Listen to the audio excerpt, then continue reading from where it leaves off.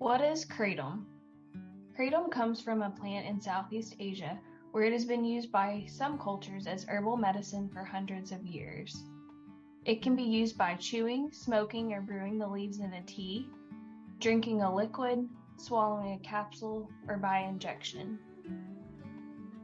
Why do people use Kratom? Some common reasons people report using Kratom include pain relief, mood symptom control, or to stimulate or alter their mood. Some people report using Kratom to reduce or stop opioid use or manage opioid withdrawal symptoms. However, there are no strong studies to support claims that Kratom treats opioid withdrawal or is an alternative to opioid use. Using Kratom to self-manage withdrawal can create new challenges, which is why Kratom is not a substitute for an FDA-approved medication for opioid use disorder, also known as MOUD, like buprenorphine or methadone. Withdrawal from Kratom poses a risk of using more Kratom than intended or returning to opioid use. Now you will hear about lived experience with Kratom from a peer support specialist. When I first entered treatment, of course, my drug of choice was opioids. It led into heroin eventually. And honestly, I knew nothing about Kratom until I entered into recovery. So I'll be honest, the first time that I tried Kratom was to still get high in a sense. I've also used it in respects to trying to detox myself at home without going to treatment. So I would use Kratom to sort of minimize the withdrawal symptoms that would happen. I did find that it helped somewhat, but again, it just created another problem. I just always like to tell anyone that asks me about it, or they say, well, maybe I can just detox at home with Kratom. I always share my experience on how, yes, for a couple of days, it did help to minimize the effects of withdrawal, but it led me straight back into the opioid. It started with needing more and more Kratom, or more and more potencies of Kratom. I needed more and more to feel the effect after so long.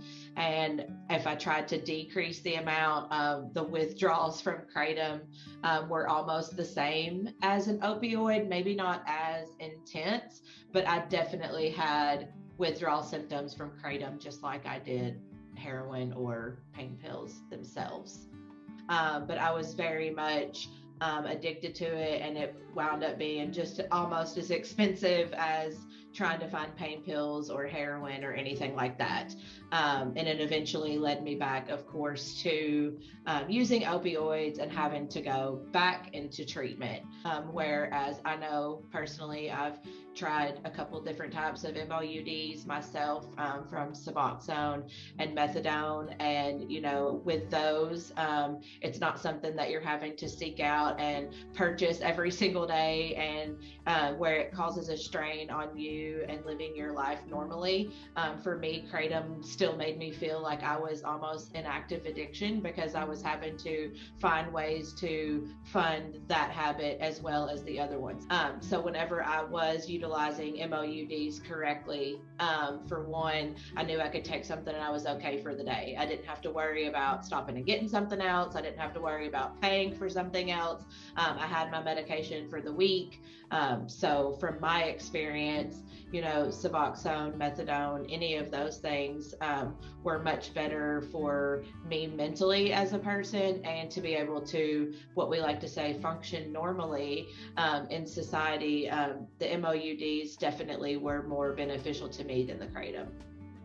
What are the effects of Kratom?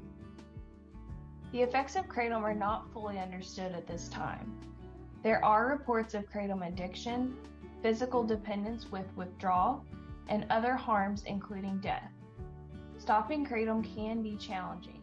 Talk to your provider about ways to manage your Kratom use. Kratom and opioid use disorder. Kratom is not an FDA-approved treatment for opioid use disorder or any other medical disorder. It is sold in head shops and online, and there are no guarantees of Kratom's quality, efficacy, or safety. Kratom is also on the DEA Drugs of Concern list. Here are some additional resources where you can learn more.